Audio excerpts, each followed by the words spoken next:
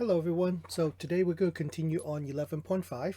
So last time what we did was we tried to use Laplace transform to solve this initial value problem, and we get down to doing the partial fraction decomposition and then use that and then try to figure out what the solution to our differential equation would be. So what I want to do is for today is the following.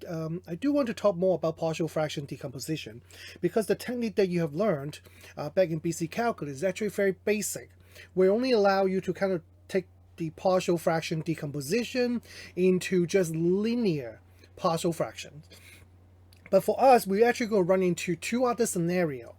Number one, we could run into what we call a repeated factor, meaning that you could have the same linear factor more than once, and we have to know how to deal with that in the case of partial fractions. And also we might run into quadratic factor, irreducible quadratic factor.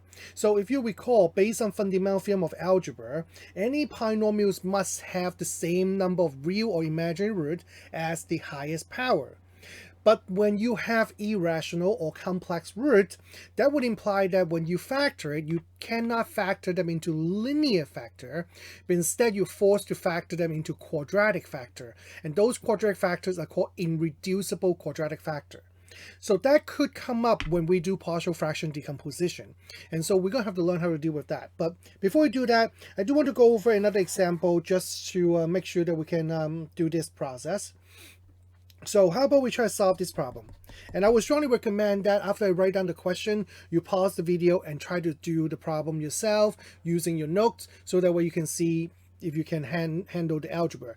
This is probably one of the most algebra intensive process or method that I'm going to show you in this year.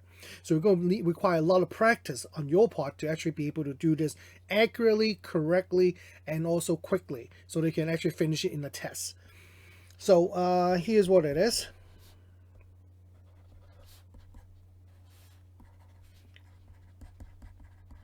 So the question specified that you're going to have to solve it by using Laplace transform. And here's my differential equation. And here's my initial condition.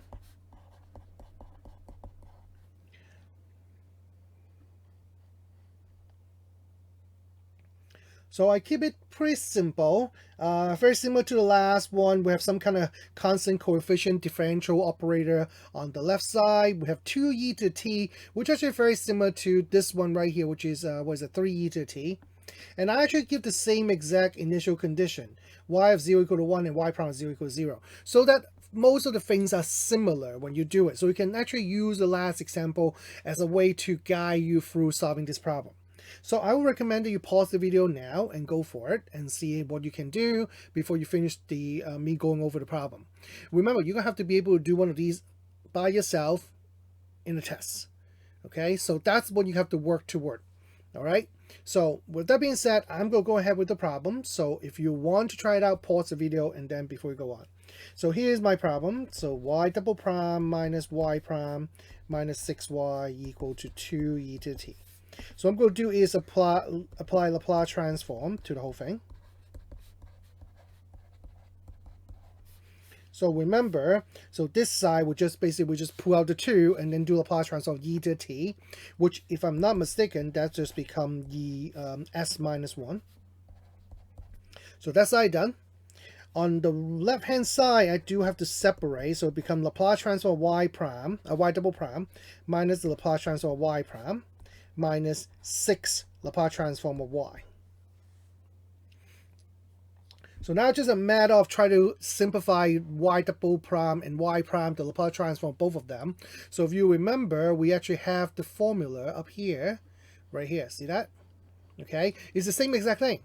Okay, so I'm going to do that.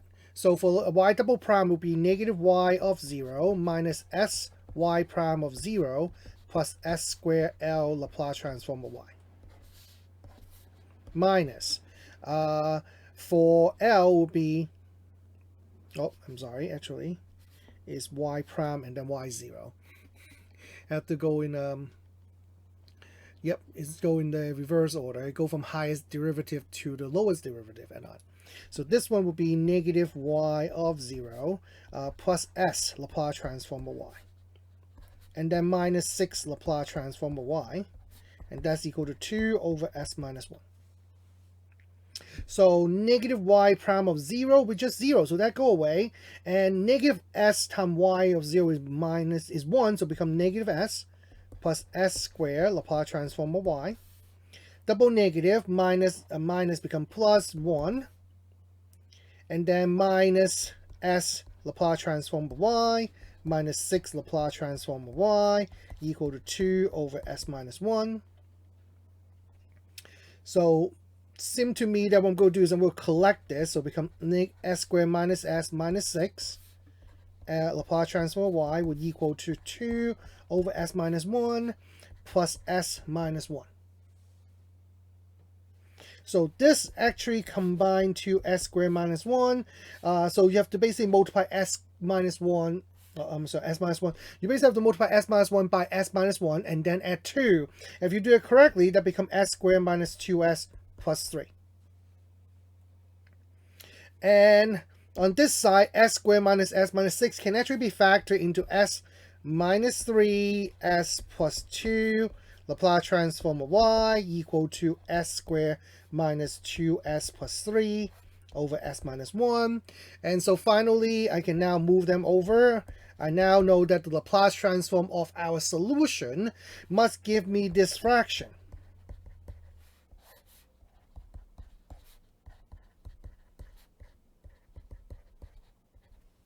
So that's an important step to get to here. So now it's just a matter of trying to break down these partial fractions, decomposition, and then try to figure out what y should be. And here's the important part, something that's worth writing down to keep an eye out, is the following. Notice that on the bottom of this fraction, there are basically 3 linear terms would result in third degree. So notice this is a third degree polynomials. And therefore, basically tell me that we should have 3 partial fractions. So that's how you know how many partial fractions you're going to have to break it down into. It's usually based on the degree. Now, however, if you have a quadratic actually can have 2 partial fractions combined together. So a little tricky on that. But it's still basically using this concept. I'll show you why partial fraction, a quadratic factor will actually count as 2 in a little bit when we get to talk about more in depth into partial fraction decomposition. So now let's go for the partial fraction decomposition to break down this massive fraction.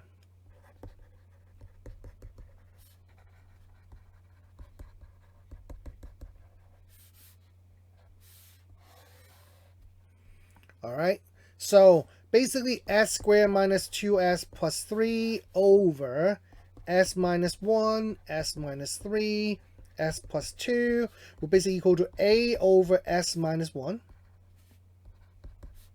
plus b over s minus 3 plus c over s plus 2. So therefore, if I combine them together, I will know that the numerator s squared minus 2s plus 3 should equal to a times s minus 3, s plus 2, plus b times s minus 1, s plus 2, plus c times s minus 1, s plus s minus 3. And so the easiest way to now solve for a, b, and c is once again cleverly pick a value of s to plug in and then use that to our advantage. So here, the first one, I'm going to go and say s equal to 3. And when I do that, that becomes 3 squared minus 6, which is 3. 3 squared is 9, minus 6 is 3. 3 plus 3 is 6, which is equal to a will go away because of s minus 3. C will go away because the s minus 3. And so therefore just become b times 3 minus 1 is 2. And then 3 plus 2 is 5. Oh, the 5 and the s look very similar. There you go. Okay, so therefore what we should have b would equal to 3 over 5. So that's one of my answers. Let's do s equal to negative 2. So there'll be 4 plus 4, which is 8. 8 plus 3 is 13.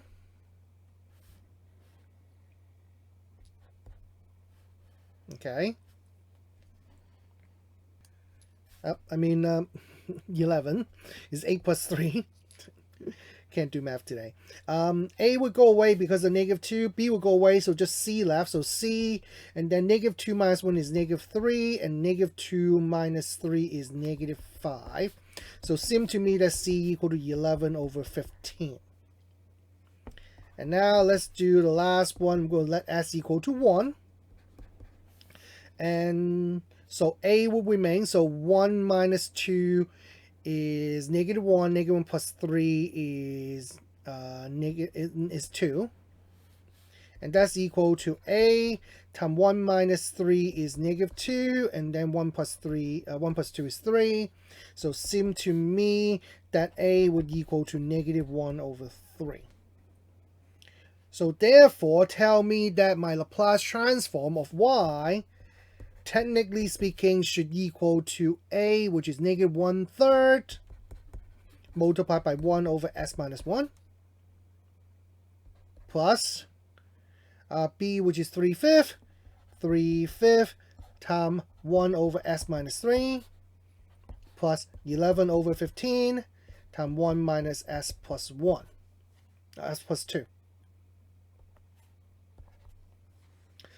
So what does that mean about Y? So simple, Y would equal to, remember the coefficients stay, 1 over 3. And then in this case, the A value is 1, so therefore it's e to the t. And then plus 3 over 5. This one, the A value is 3, so it'll become e to the 3t.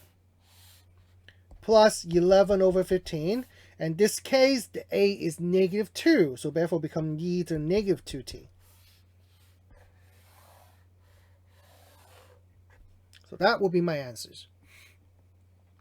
Now, you think about the way the equation works. Notice that y double prime minus y prime minus 6y would identify the following. So y double prime minus y prime minus 6y, basically meaning is d squared minus d minus 6, and therefore give us the characteristic equation, and therefore give us these two roots. So therefore indicate that this is part of our homogeneous solution, and this also part of our homogeneous solution, and that leaves this one being our part of our particular solution. All right. So hopefully this is like our third or fourth example on this, and you get to start to get the hang of the process. So how did this problem get more difficult? Well, the major part of how difficult this problem is actually reside on this partial fraction decomposition. So far what we have seen a very basic partial fraction decomposition, where notice that the denominator all form basic linear factor, which allows it easier for us to form the composition for the partial fraction decomposition, as well as easy to form the answer y. Because when you have a linear factor like this, it's extremely easy to find out what the original function should be before the Laplace transform. So once we deal with different types of partial fraction decomposition, then it will become more difficult. So that's what we're going to talk about now. Okay, partial fraction decomposition. So the ideal partial fraction decomposition is the following. Okay, let's say when given a rational function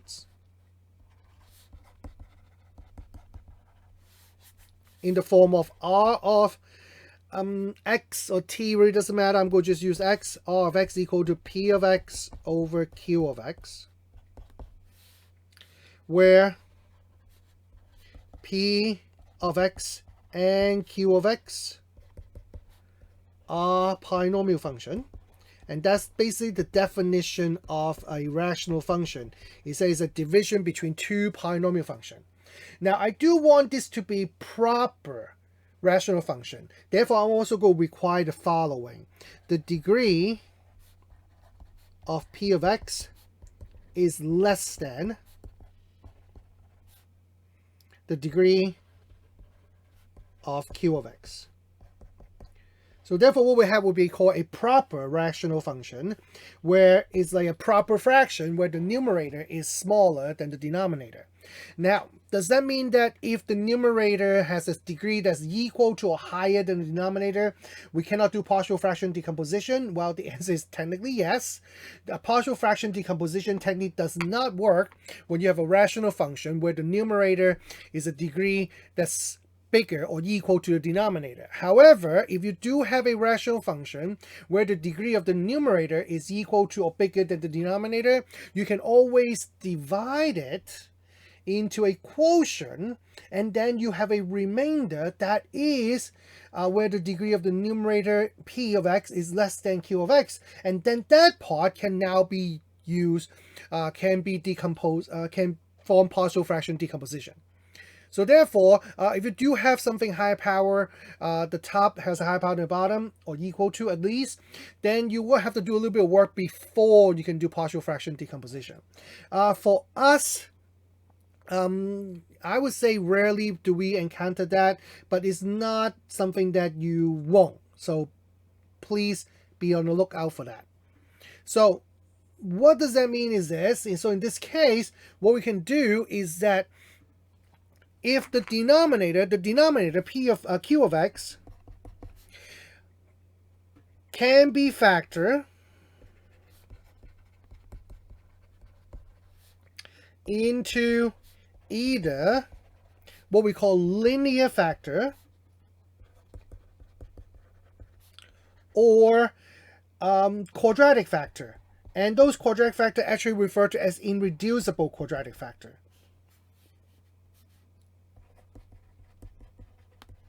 Okay, because if it's reducible, then it basically meaning that the quadratic factor can actually be become two linear factors. So therefore, they have to be irreducible. Now, all of x can now be broken down into partial fraction determined by the factor form of q of x.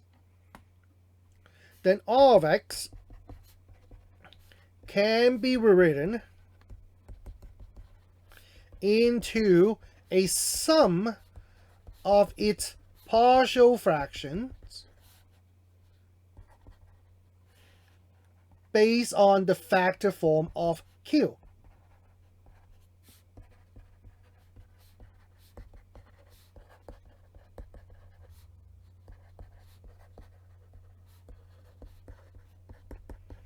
However, do remember that what I told you is that the degree of q would dictate the number of partial fractions we have.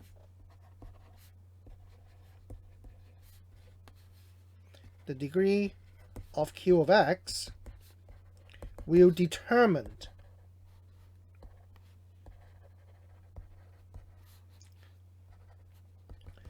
the number of partial fractions.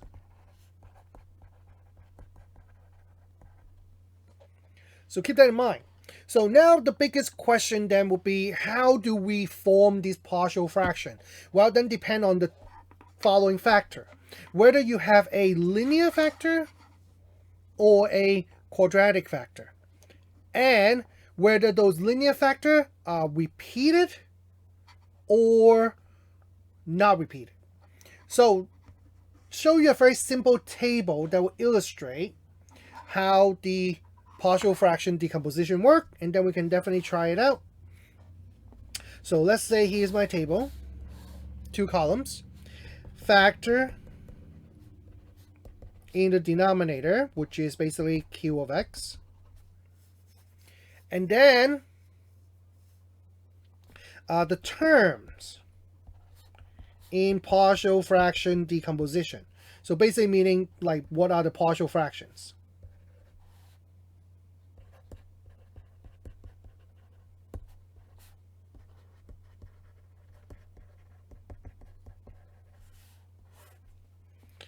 So there is a 4 scenario.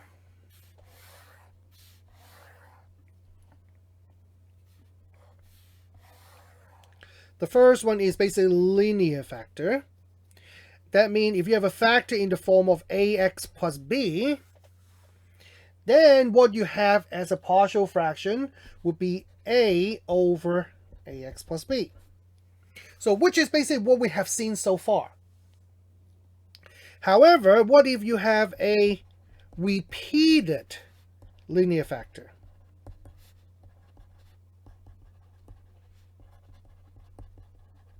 A repeated linear factor basically meaning that you have a factor that looks something like this. Actually, maybe I use k. The important part is to understand that a repeated linear factor would generate repeating terms. The problem is those terms have to be different, otherwise they all just combine to one term. So therefore I cannot actually do a over ax plus b, a over ax plus c, a over repeatedly, because that doesn't work, because they all just combine. So what we need to do is actually form partial fractions that are kind of linear independent of each other and generate that many terms. So the way it works is this: when you have a single repeated linear factor, that actually generate the following.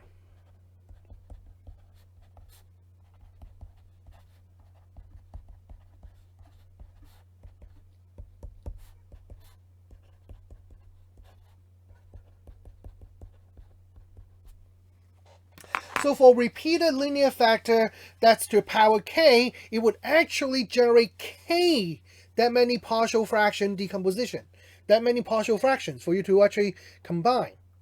So something that students often don't pay attention to. Notice that each of these terms I'm adding up are different.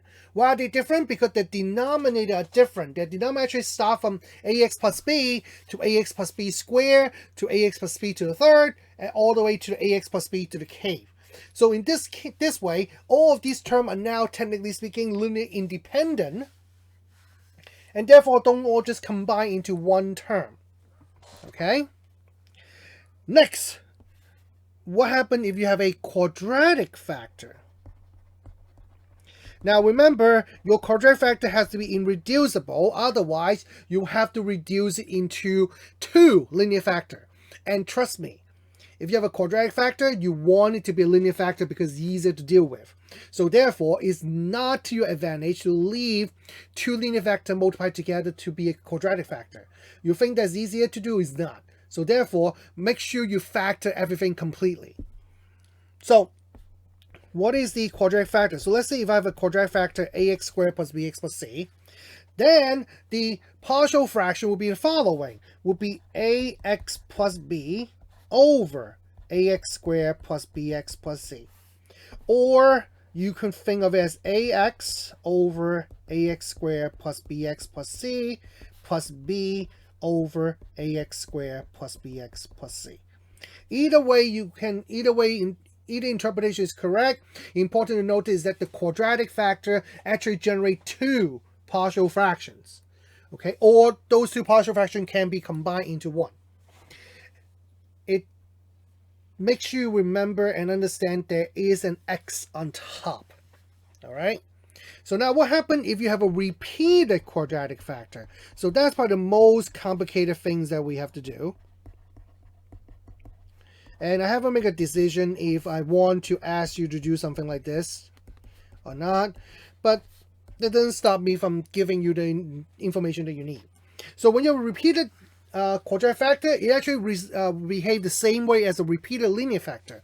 It just generates a whole bunch of partial fractions. So in here it will become a1x plus b1 over ax squared plus bx plus c plus a2x plus b2 over ax squared plus bx plus c squared. Oops.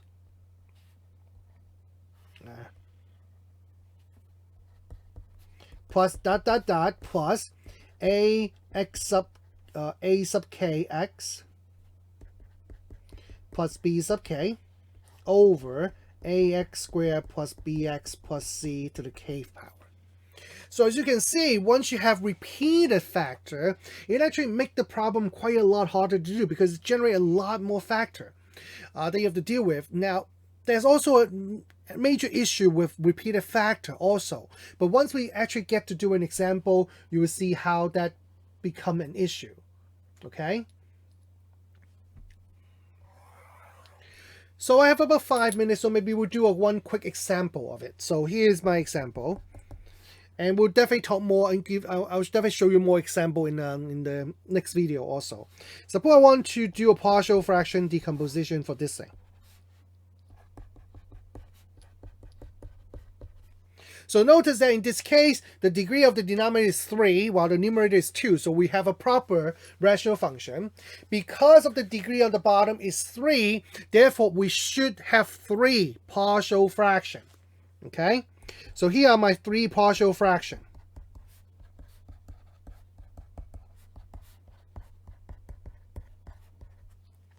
Notice the last one right here. This cannot be c over x minus 2. Why not? Because then it will be combined. Then it can be combined with b over x minus 2. Therefore, result in only 2 partial fractions instead of 3, which become the problem. Because we are supposed to have 3 partial fractions based on the denominator having a degree 3. So that's a very common mistake students make. Now, what would happen when I have this x minus 2 squared? How does it mess up the rest of the problem? It does, and we just will figure it out. So therefore, now I can do pretty much the same thing. So x squared will equal to a times x minus 2 squared. No, it's not x minus 2 to the third because it only need to multiply by x minus 2 squared to form the least common denominator, which is x minus 1 times x minus 2 squared. Plus b multiplied by x minus 1, x minus 2. And once again, b would need both x minus 1 and another x minus 2 to form the least common denominator, which is x minus 1 times x minus 2 squared. C is a little tricky because C already have x minus 2 squared. So it only requires one thing. And that's what's going to mess up our problem. I'll show you what happened. So now it seems like we can pretty much go through the same process like we did before. We're going to pick some value for x and just go with it. So let's try that. So I'm going to do is first I'm going to let x equal to 2. So therefore what I have will be 4 times 2 squared, which is 4, so therefore it's 16, equal to a would go away because we're plugging 2, x minus 2 squared becomes 0 squared. B would go away, and c would remain, so c of 2 minus 1, which is 1. So that tells me c equal to 16. So that's pretty good. Everything seems to be working out okay. Let's do the next one. So next number I would choose is 1 because that would make x minus 1 go to 0. So therefore that would tell me that's 4 equal to a times 1 minus 2, which is negative 1, but you square it. So therefore become, well, I'm going to write down negative 1 squared.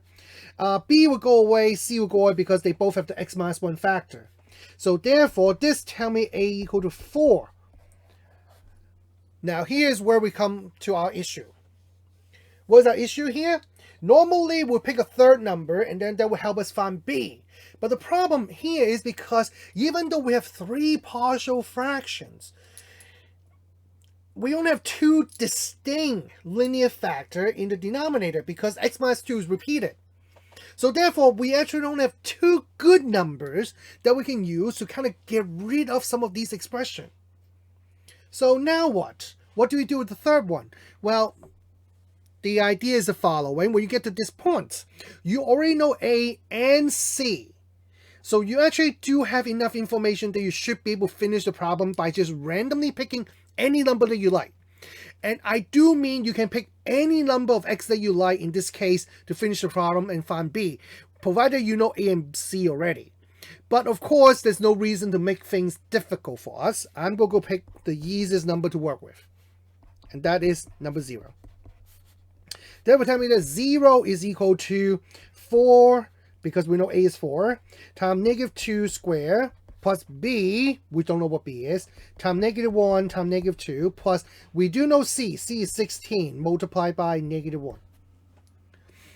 So therefore, meaning 0 is equal to 16 plus 2b minus 16. Well, that seemed to tell me that b is 0. So very good. So now I'm done. Now I have a, b, and c. Now I can say that in this case, our fraction